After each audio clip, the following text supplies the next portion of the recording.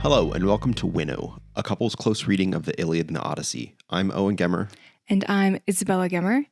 And we're married, and we love to talk about books together. Yes, so in this podcast, we are in particular going to talk about Homer's two epic poems, the Iliad and the Odyssey, two of the most famous and well-regarded books in basically all of Western literature. Do you want to talk a little bit about what kind of inspired this project? Yes. Well, back in college, many years ago, it's only been like 5. Back in college, the Odyssey was like the favorite thing that I read, and so much my favorite that I ended up writing my senior thesis paper on the Odyssey. And that same year, while you were writing your senior thesis, I was in my first year as a high school English teacher, and I was teaching the Odyssey with a group of freshmen in a world mythology class. And there arose this really cool dynamic where we were dating at the time. And so, we would call and talk at night. Bella would share with me some of the insights she'd come up with from her Odyssey paper writing, and then I'd go into class the next day and share them with my students. And we really got engaged in the great conversation, recognizing that like these books have been read by the smartest people for literally thousands of years, and we can kind of be a part of that. Mm-hmm. Yeah. And so this project that we're embarking on this podcast is inspired by our shared love of Homer, and just our desire to like talk about them together in a really in-depth way. Yeah, so we're going to go book by book. Each of these books is 24 chapters. They're called books in the whole epic. And so our goal is to spend 48 episodes, each one being about one consecutive book of the Iliad and then of the Odyssey. And we have timed this, hopefully, to line up, if we can keep our schedule, with the release of Christopher Nolan's Odyssey movie next summer. We're both very excited about that. Yeah, totally excited. Can't wait to see that. And so this podcast is also for those of you who might be listening who are also excited to see Christopher Nolan's Odyssey, but maybe you've never picked up the Iliad or the Odyssey. You've never engaged with like the source material, and maybe you've read Song of Achilles and maybe you want to just read the original. Or maybe you read it way back in high school and haven't ever returned to it, or in college and want to sort of refresh yourself or dig deeper. We're hoping to sort of go beyond what, a SparkNote summary will give you in the book, and to really take our time. We're calling this a close reading because we're going to go slow. We're going to be pretty detailed and I think hopefully elucidate some interesting ideas that are, going to be more interesting than simply, a summary that you might read on the internet. Yeah. And so before we embark on the first episode, going over the first chapter of the Iliad, this episode is going to be focused on translations of the Iliad and Odyssey. Obviously, most people are not fluent enough in ancient Greek to read the poem in the original. We've both studied it a little bit and can kind of look stuff up in the dictionary, but we don't have the fluency either. And so we all rely on English translations, and there are many, many, many to choose from. Again, this book has been around for hundreds and thousands of years, and so many people have put their own spin on it. So we want to talk about some of the most common English translations and our thoughts on them, give some recommendations, and kind of categorize them differently. So we've set up some criteria. Do you want to explain the graph that we're going to sort of fill in as we talk about some of these translations? Yeah. So we have about 8 translations that we're going to go through and talk about. We are going to put them on a X and Y graph. So our X-axis is going to be a scale of poetic to literal. What we mean by that is anytime somebody is translating, languages don't exist as a one-to-one relationship to one another. There's not always one exact way to translate something. And so authors have to make sacrifices. Oftentimes, especially when translating poetry, that comes at the cost of an exchange between, do I prioritize my translation sounding really good in English, and being kind of engaging and poetic in English, versus being perhaps more literal to the actual kind of original words that Homer wrote. And so some translators keep it more literal, and maybe it sounds a little bit more boring or flat in English, while others take more liberties with the original in the sake of making it more kind of flowery and exciting and poetic in English. Mm-hmm.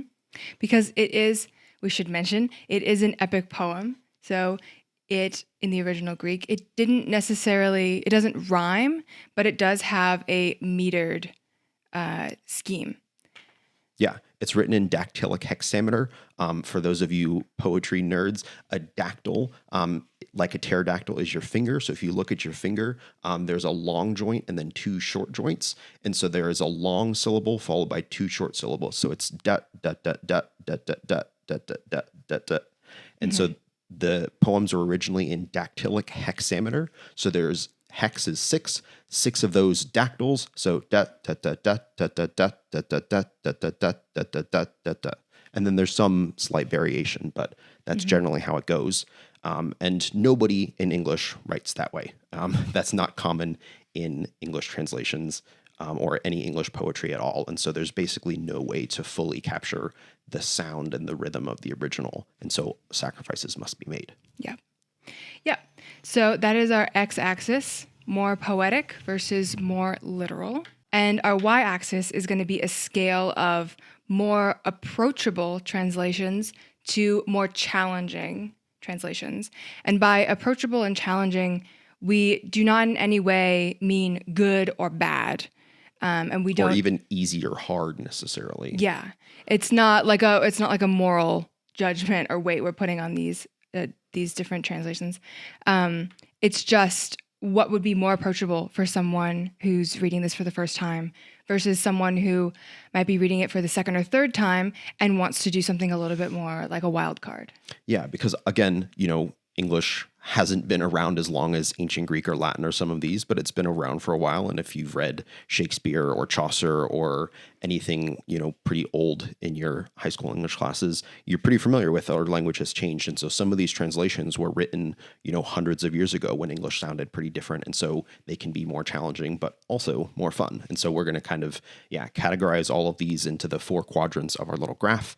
And we'll go in chronological order. What translation is first up? Our first translation was published in 1611 by George Chapman. So 1611 was right around when Shakespeare himself was writing and publishing his plays. And so Chapman and Shakespeare were contemporaries. And this poem is one of the earliest, most famous early translations into English of the Iliad. And so it, for a long time, was the translation that people read. We have put this pretty far in quadrant 3 in the bottom left, so pretty far on the poetic scale and pretty far on the challenging scale.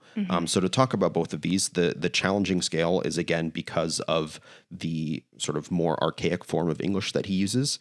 He also uses the more Latin names for the gods, of referring to Jove instead of Zeus and Minerva instead of Athena, and these kinds of things. But it's also much more poetic. So he rhymes the whole thing. Everything is written in rhyming couplets, which the original translation was not. And everything is written in iambic heptameter. So iambic is the more common meter in English, the da da da da da da da da da da. You might be familiar with iambic pentameter from Shakespeare, but heptameter is even longer. So 14 syllable long lines. Chapman is often critiqued for being too long-winded. So yeah, Chapman, very poetic, maybe the most poetic of all these translations we're going to talk about, and also probably the most challenging for a first-time reader. Yes. The next one is Alexander Pope. So Alexander Pope is famous as a satirist and other kinds of writing that he did, but he also did a translation that was published in 1720 of the Iliad. His is similarly very poetic. Just like Chapman's, it rhymes. It is written fully in meter, but I've put it a little bit easier on the challenging scale. It's still very challenging, but I think it's a little bit more approachable because it's written in iambic pentameter.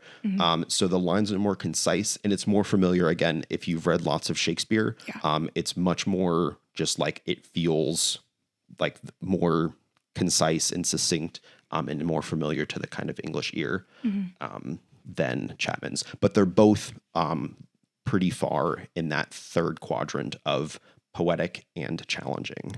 Number 3, the Butler translation from 1898. So the Butler translation is quite the opposite from Pope and Chapman, where it is on the far most extreme side of the literal scale. This is because Butler chose not to write it in verse at all, but rather in prose. So if you look at a copy of the Butler translation, it's just in paragraphs. There are no line breaks like poetry. It looks like a novel, and it sort of reads like a novel as well. He really wanted to make it as approachable to an English speaker who had never read the original, hadn't studied Greek, but just wanted to sort of read it for the first time.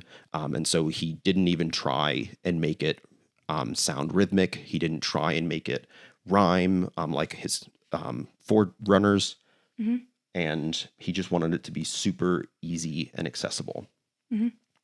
We have, however, not put it fully on the approachable side of the scale, because the one kind of challenging part of it is that he also still uses the more Latin names of the gods, again, Jove and Minerva and Juno, rather than Zeus and Athena and Hera that we're more familiar with. There's nothing, inherently different about his translation using these, but for the 21st century, American who grew up with Percy Jackson and Edith Hamilton's mythology, were used to the Greek names of the gods, whereas they used more the Latin names way back when.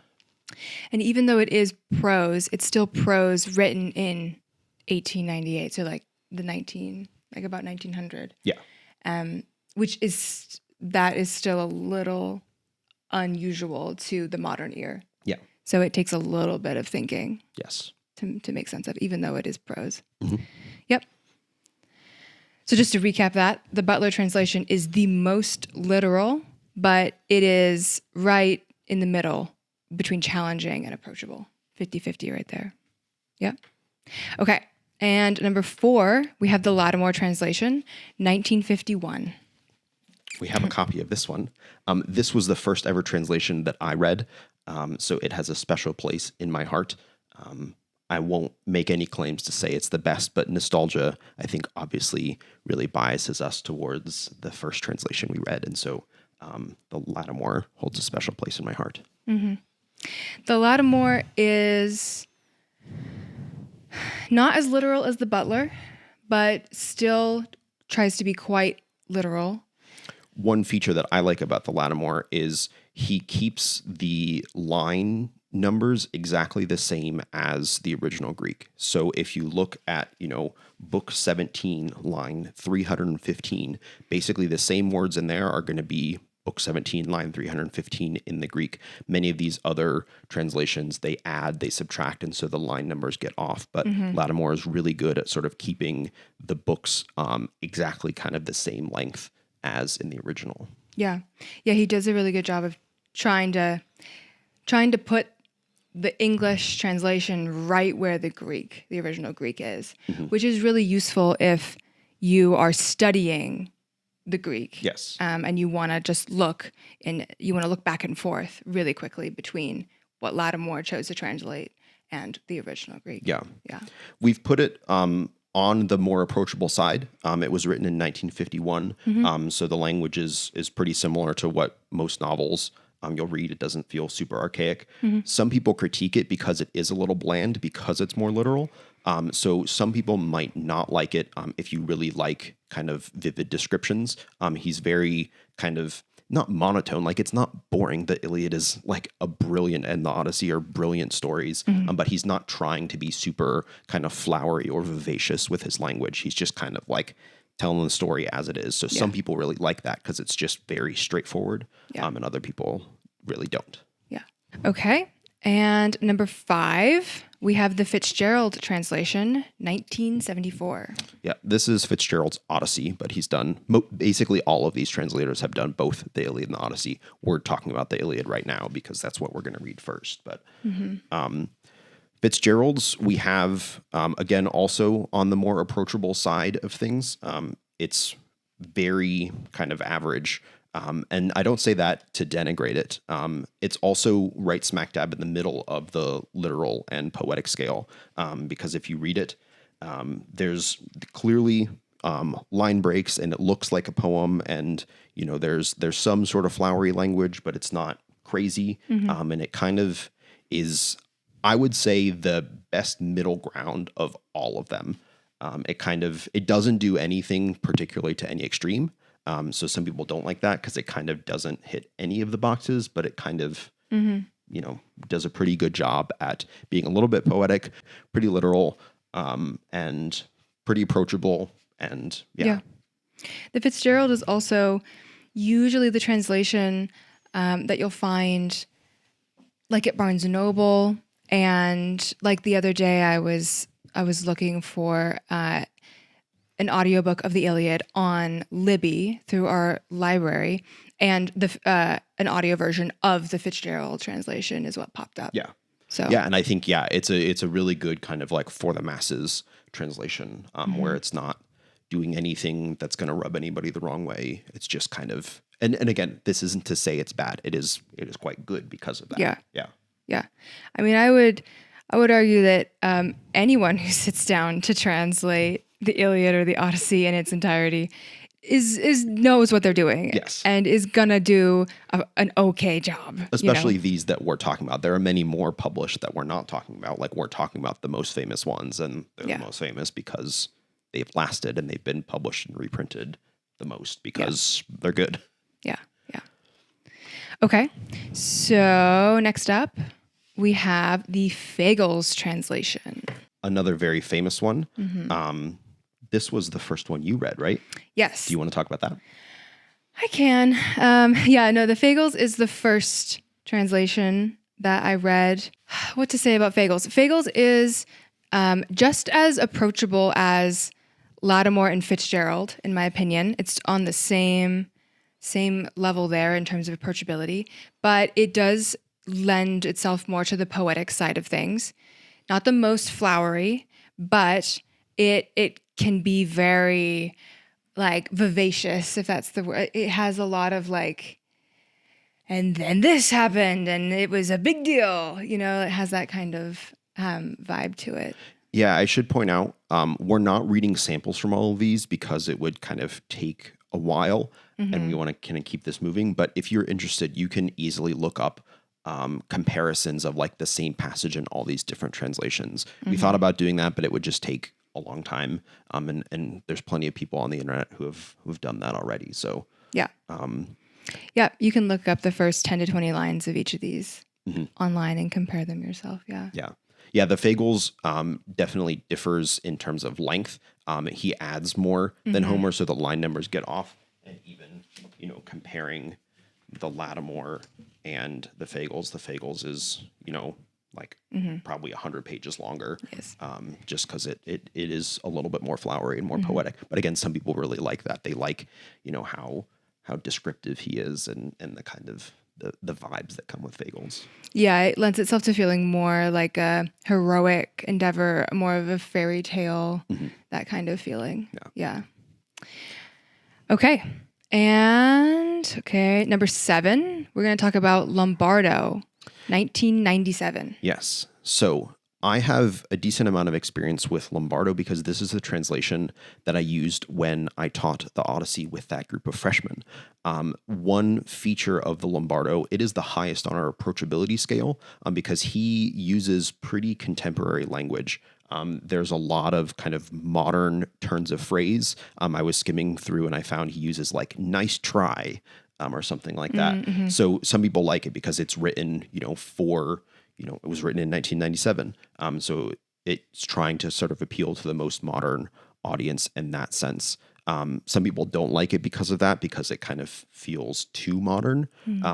But the other recommendation that I'll quickly add in for Lombardo. We used, let me see if I can find it from this shelf, the Essential Odyssey by Lombardo, and he also has a collection together, the Essential Homer, the Iliad and the Odyssey, where he has also abridged it. So it is not a rewriting.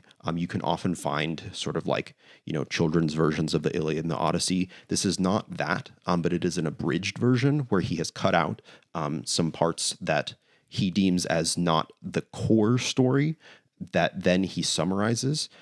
Obviously, people have strong feelings about abridgment, but if you are, say, a homeschool parent looking to introduce, like a 7th grader or 8th grader or something like that, the Essential Homer is a really good way to get the story, the real story in pretty short without having to commit to like all of this, right? Yeah. So it is abridged. It is, much shorter. There are parts of the story that are not in, but I think he does a really good job of summarizing the parts that he skipped and really getting at the core parts of the story that, are the most exciting.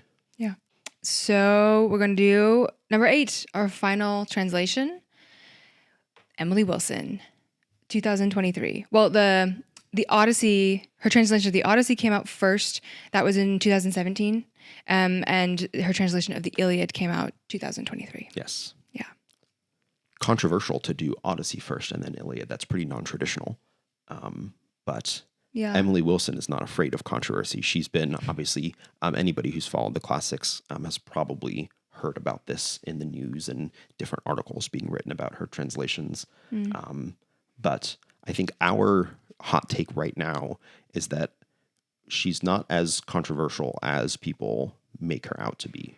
Yeah, I think that especially when her first translation of the Odyssey came out, there was a lot of controversy / hype about it.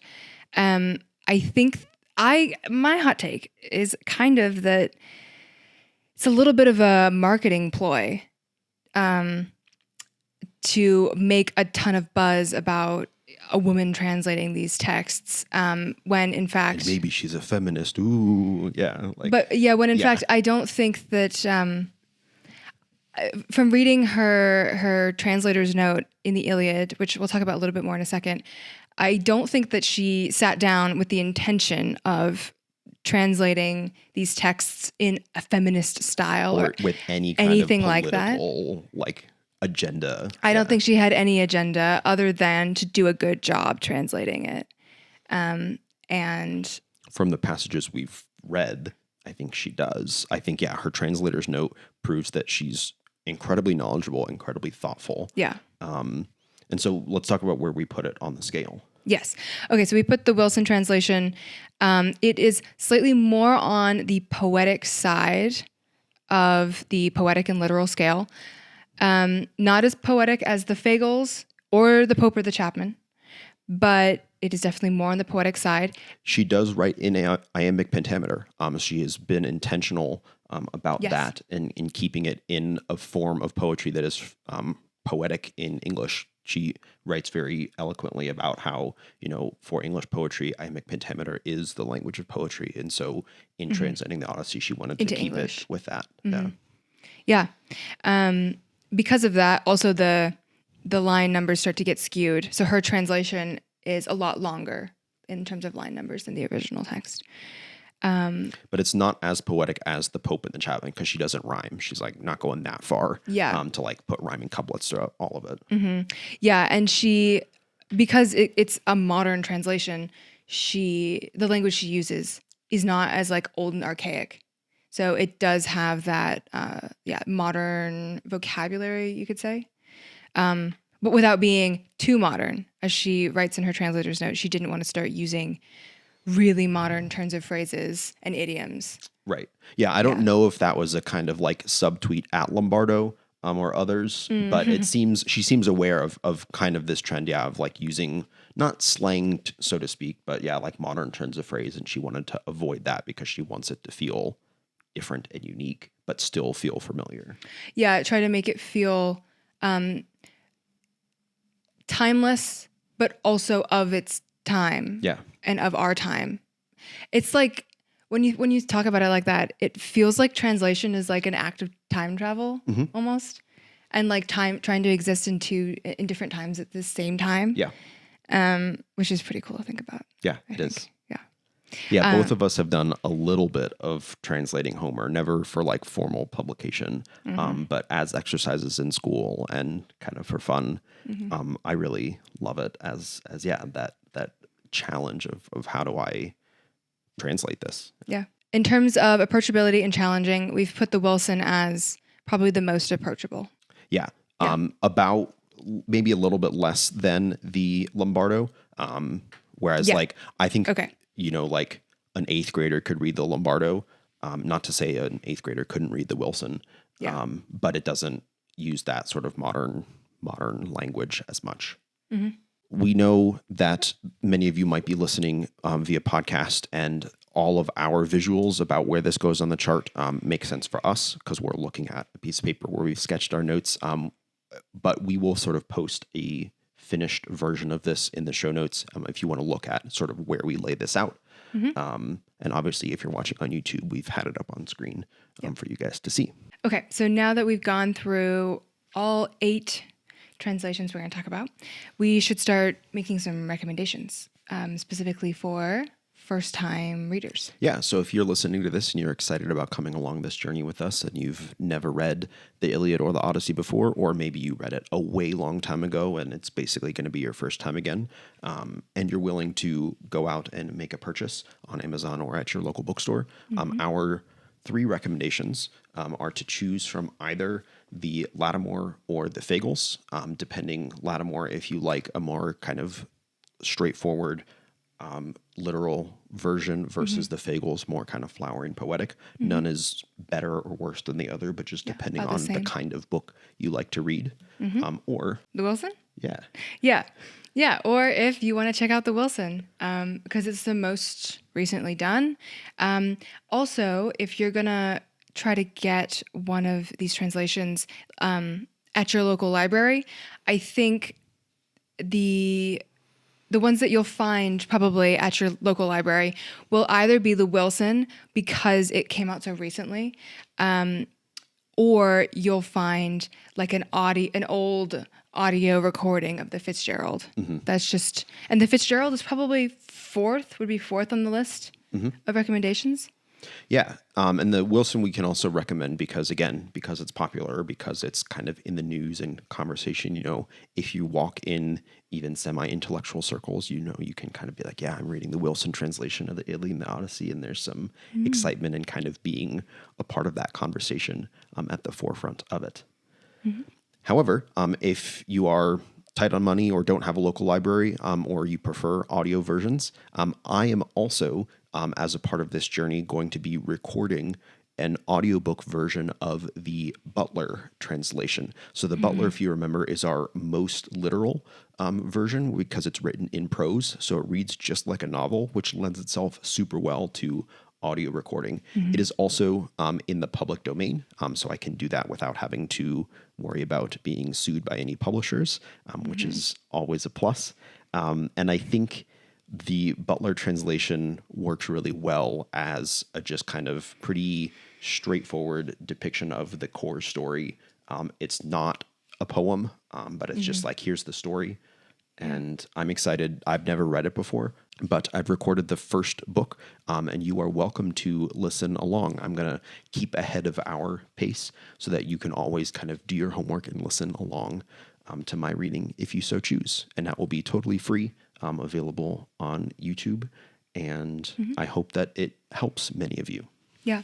We'll always have the audio book linked in the description of the episode. So our plan is we'll release these episodes on Fridays, and at the same time, we'll release the audiobook for the next book at the same time. So you'll get an episode of this podcast, and then you'll get your homework audiobook chapter at the same time. Yeah. But if you don't want to listen to the audiobook, if you don't like that, and you have a physical copy or a digital copy, you're by no means obligated to listen to me. But what about for us? Because we are also reading this. This is not our first time reading these books. And so we wanted to kind of step outside of our normal habits with our choices. So do you want to talk about which version you're going to be most actively reading and like talking about in our conversations? Yep. So I have chosen the Wilson because I have not read either of her translations in their entirety. As we've mentioned, we both read her translator's note at the beginning of the Iliad. She sat down and she had like a purpose, but not an agenda. But not an agenda. Yeah. Yeah, definitely. And I'm super excited for the Iliad. I'm less familiar with the Iliad than I am the Odyssey, but I'm super excited for it because I was thinking about just how much like macho energy is in the Iliad, how it's like so, there's like such male energy in it. And when I remind myself of the plot, things like Achilles is just like constantly just offended because people don't give him enough like kleos and respect and stuff, and he's just like, no, I won't fight, I'm like, it's such macho energy but so many heightened emotions, and it's not just aggression and rage, but it's also like such intense like weeping, right? Like, and fear and worry. Yeah, and, like it's all these emotions, and it can start to feel a little, from like a modern perspective, I start to feel a little bit like it can be too much. Like I think it's because men don't act like this anymore. I think like in our modern age, like there's something about it. It's not relatable. It's like it almost can feel like these ancient Greek men. There's a caricature, Yeah, they were acting like babies. Like these things don't matter. Like I don't get it. Culturally, it doesn't make sense to me. So I think Emily Wilson is really paid attention to that, and I think she's trying. And we'll see when I read her translation. I'm really interested to see if she communicates that feeling of what these Greek men, would have felt. Yeah. But not in an overdone caricature way that makes me think, like these problems aren't real, So yeah, I'm super excited about that. Yeah. Yeah. I'm going in the complete opposite direction. So whereas Bella's choice is much more on the approachable side of our graph, I'm going for the full, most challenging, most poetic according to ours, and I'm going to read the Chapman. I'm inspired by this for a couple reasons. One, I love Shakespeare, and so I want to read a translation that was written at the same time of Shakespeare, just to kind of see how it goes, with the rhyming and with the iambic meter and all of that. And the second inspiration, I'm a huge fan of John Keats as a poet, and John Keats has a very famous poem called On First Looking into Chapman's Homer. I think the poem itself is brilliant, and in it he talks about Chapman's translation. I want to read that poem for you right now just because I think it's so good. Mm-hmm. So this is On First Looking into Chapman's Homer by John Keats. Much have I traveled in the realms of gold, and many goodly states and kingdoms seen. Round many western islands have I been, which bards in fealty to Apollo hold. Oft of one wide expanse had I been told, that deep-browed Homer ruled as his demesne. Yet did I never breathe its pure serene, till I heard Chapman speak out loud and bold. Then felt I like some watcher of the skies when a new planet swims into his ken, or like stout Cortez, when with eagle eyes he stared at the Pacific, and all his men looked at each other with a wild surmise, silent, upon a peak in Darien. I mean, if it's good enough for Keats, it's good enough for me, right? Like, wow. Like some watcher of the skies when a new planet swims into his ken. Like, can you imagine discovering a planet? And that's what Keats felt like when he read Chapman for the first time. Like, I hope I get even a tenth of that awe and joy of discovery in this process. Yeah. Because there's something about the Iliad that is huge in scope. Yeah. Which I think that poem also speaks to. The Odyssey is a little bit more, has a smaller lens in terms of its one man's episodic journey, which is a story I think we're a little bit more familiar with. Mm-hmm. But the Iliad is like the scope of the story is huge. It's epic even. Yeah, it might even be epic. But it's not just about Achilles either. It's about so many different perspectives, and it's switching constantly, and it's also switching scale. It feels like as well. It zooms in on something small, like physically small, and then it'll zoom out to something really big, like the sky. Like I don't know, just like when things are described. Yeah, and that sort of zooming in and zooming out, I think actually is a really good transition into our goal with this podcast in each of these episodes. Is we in our conversation want to do both the kind of like big picture kind of introductory sort of, again, if you've never read these before, or even if you're not reading along with us but want to just tune in to sort of get recaps, we're gonna talk about the kind of big ideas in each of these books and things like that. But we also want to zoom in. We want to look at some more obscure moments, again, these moments that Spark Notes aren't going to talk about because they're going so quickly, but to really dive into small moments and how they kind of reflect on these big thematic moments. And so our goal in the podcast is to do both, to give you the big picture if you've never read it before, or if you have, to hopefully find some juicy nuggets in there that are small moments that kind of have big impact.